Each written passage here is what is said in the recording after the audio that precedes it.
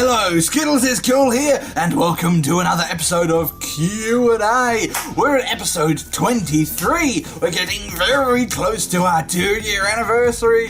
Ooh, and I don't really have anything else planned to it. It's exciting, it's an anniversary. We should all be excited for no reason whatsoever.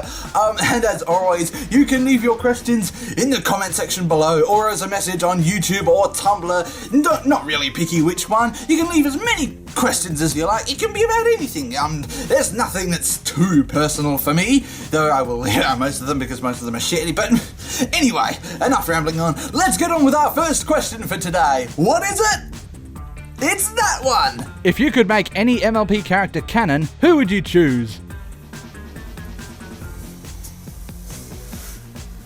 This one. What kind of cover do you have for your PlayStation Vita? The cover I have on my PS Vita is the PlayStation Vita trigger grips. If I can just get out and show you. These are the trigger grips. They fit, it fits comfortably into the Vita, hang on, like so. So you just stick it up the top there, then you click it in like so, and it's easy. It's easy, and it's really, really nice to hold because with the Vita itself, it's kind of awkward to hold because naturally you want to hold something like, it's something that's shaped like this, naturally you want to hold it like this, but that also becomes a problem because of the rear touchpad. Naturally you want to hold it like this, but your fingers occasionally like move around on the rear touchpad, which will fuck with the game. There's like some games where the controls, like there's very specific controls with the rear touchpad which will completely fuck up the entire game, so sometimes you gotta hold it like this with your hands all really cramped, and if you play it for long amounts of time, your hands are gonna get all like cramped, and it's not really surprisingly the Vita not very pleasant to hold. So there are like a bunch of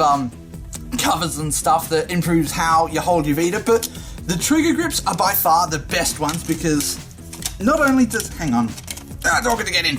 Not only does it give like the Vita some actual like shoulder buttons, like feels like proper like shoulder buttons, that's nice, but it also makes it really comfortable to hold because your hands actually have somewhere to go. You can hold your hands in there nice and comfortably, and it doesn't make your hands go all cramped and stuff, and you can still easily like swipe the rear touchpad like real easy like that, and it doesn't hinder the game like the how you hold it. It really improves how you hold the Vita. It's very, very well nice, and it's very much like holding an actual PlayStation controller, so I totally recommend getting the trigger grips, but the only downside to it is rather pricey for what is essentially an oddly specifically shaped piece of plastic, and it's only available in the US. So if you don't live in the US, like myself, then you're gonna have to buy online off eBay or Amazon or whatever.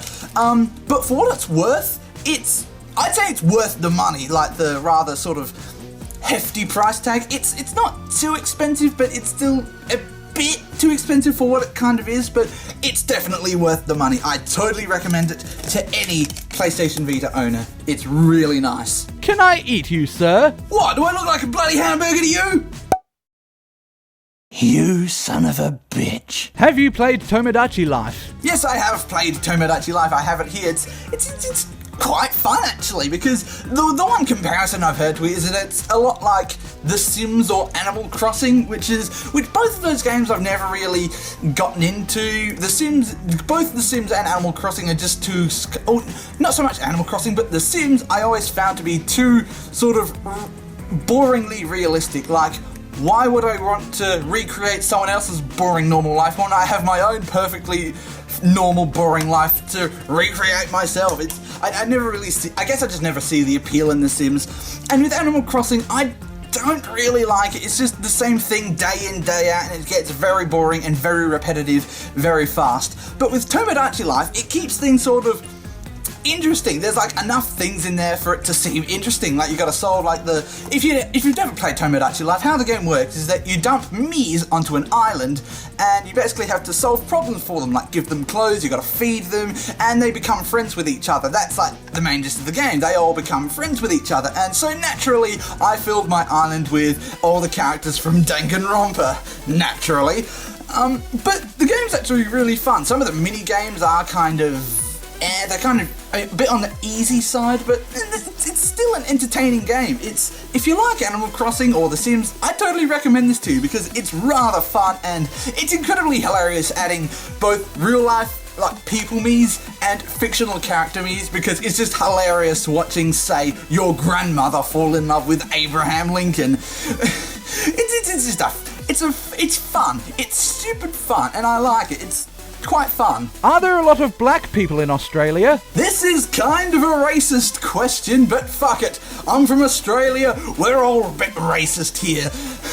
That's pretty much the sign when you come to the airport. When you come to the airport, there's a sign that says, "Welcome to Australia, the home of Tim Tams and racism." That's what it is.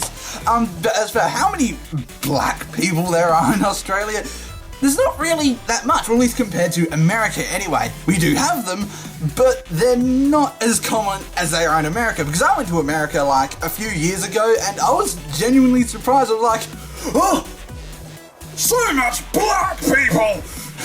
Oh, by the way, I just want to say this, don't intend to be racist, that's just kind of how I am, so apologies if I do offend anyone. No, but if anything, we have more Asians here, because we have a lot of Asian countries that are very close to Australia, like I think there's Japan, China, Singapore, and like a lot of the others. They're all sort of clustered towards us, and let's kind of be honest here, China, kind of a crap country, so they always find themselves like staying here in Australia because it's a much more pleasant place. And they, especially over in Melbourne, there's a lot of them over in Melbourne from what I hear. But as for the whole black people thing, Asians in Australia are kind of like what black people are in America. There's a lot of them, and just, we, like I said, we do have black people, but just not as many as America. I dare you not to reply to this. I accept your challenge. Wait. Fuck. What are your thoughts on Hyrule Warriors? Hyrule Warriors is fucking awesome! Like, I remember watching the Hyrule Warriors trailer and I was thinking, this looks pretty fucking cool. And at the time, for those of you who don't know, this is also, Hyrule Warriors is a crossover between Zelda and Dynasty Warriors, which is, it has like the same like gameplay from Dynasty Warriors, but just with a Zelda reskin of it.